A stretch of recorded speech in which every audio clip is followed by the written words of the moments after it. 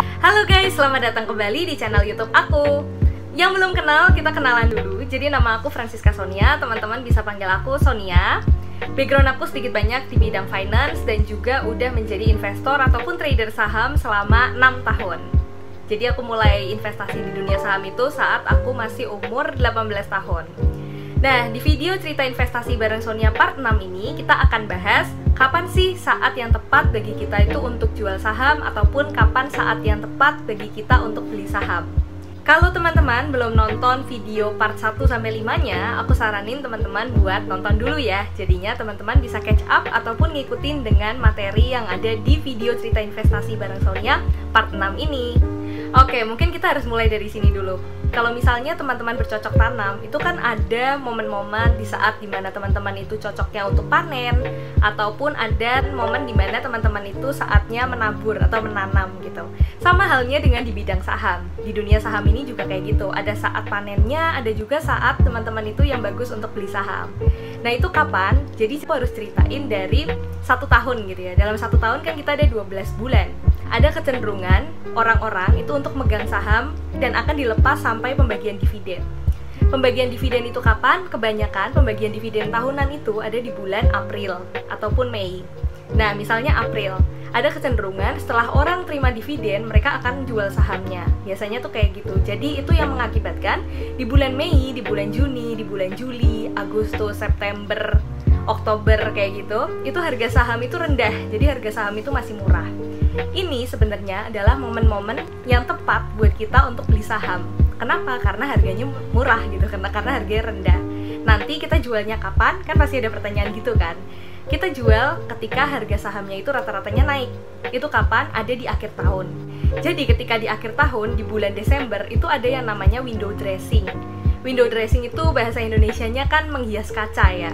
Ini kecenderungan gini guys, biasanya di akhir-akhir tahun itu perusahaan punya kecenderungan untuk mempercantik laporan keuangannya. Jadi dari segi labanya bagus, dari segi performanya bagus.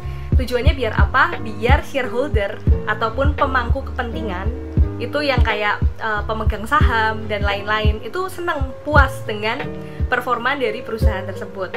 Nah, karena hal itulah yang menyebabkan biasanya di bulan Desember itu laporan keuangan jadi bagus, profitnya bagus, keuntungannya bagus dari perusahaan itu, mengakibatkan harga sahamnya juga ikut bagus gitu. Ada track record seperti ini teman-teman. Di bulan Desember itu dalam 10-20 tahun belakangan ini, harga saham itu IHSG atau indeks harga saham gabungannya itu selalu hijau di bulan Desember.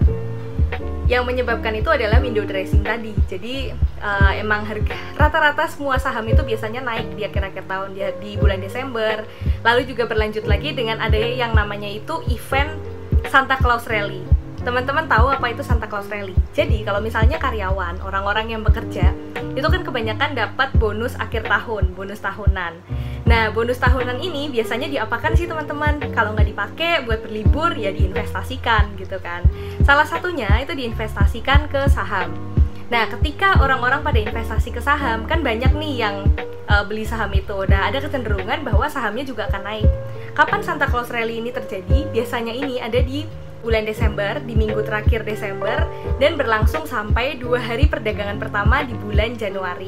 Kenaikan harga saham ini masih berlangsung sampai bulan Januari, dimana di bulan Januari itu ada yang namanya January Effect. January Effect itu adalah dimana biasanya gini guys, kalau abis tutup tahun nih, terus kita mulai lagi di tahun 2022 gitu, semua orang akan punya kecenderungan untuk optimis, termasuk perusahaan dan juga investor. Mereka akan optimis dengan perekonomian dunia ataupun perekonomian di Indonesia untuk tahun depannya kayak gitu. Jadi masih ada kecenderungan, wah perekonomian akan bagus nih, perusahaan-perusahaan performanya akan bagus-bagus. Oke, kita beli sahamnya. Jadi harga saham itu masih tinggi. Nanti akan bertahan sampai kapan? Bertahan sampai nanti kembali ke siklus yang Mei tadi. Jadi Mei itu nanti biasanya harga saham itu akan turun gitu. Nah, kalau misalnya teman-teman tanya, terus kalau dari kalender saham dan juga event-event yang terjadi di dunia saham, di dunia pasar modal itu selama setahun, kapan sih Kak saat yang tepat buat kita untuk beli saham ataupun buat jual saham, ya kan? Sebenarnya basic logiknya itu adalah kayak logika ekonomi biasa teman-teman. Misalnya ini aku punya karet rambut. Teman-teman biasanya lebih suka beli itu di saat murah atau di saat mahal. Jawabannya pasti di saat murah dong, kecuali teman-teman anak sultan ya kan, atau mau berdonasi untuk beli sesuatu yang barangnya sama tapi harganya lebih mahal. Perumpamanya kayak gitu. Jadinya teman-teman itu beli di saat murah, di saat Mei, Juni, Juli, Agustus, September. Itu adalah waktu-waktu yang tepat menurut aku dan investor-investor lain untuk membeli saham. Kenapa? Karena harganya masih relatif lebih murah. Nanti dijualnya kapan? Dijualnya tentu saja di saat tinggi ya kan, di bulan-bulan Desember, Januari. Itu biasanya orang-orang termasuk aku akan lepas untuk take profit, dan nanti akan masuk lagi di bulan-bulan kayak Mei, Juni seperti ini gitu.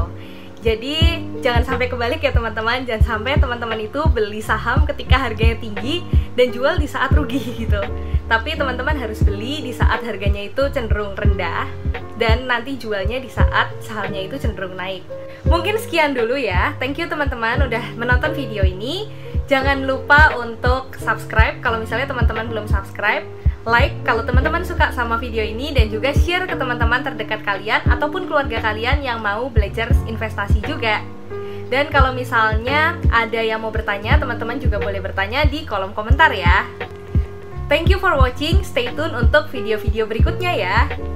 Di subscribe dulu guys biar nggak ketinggalan kalau misalnya aku update video baru. Thank you.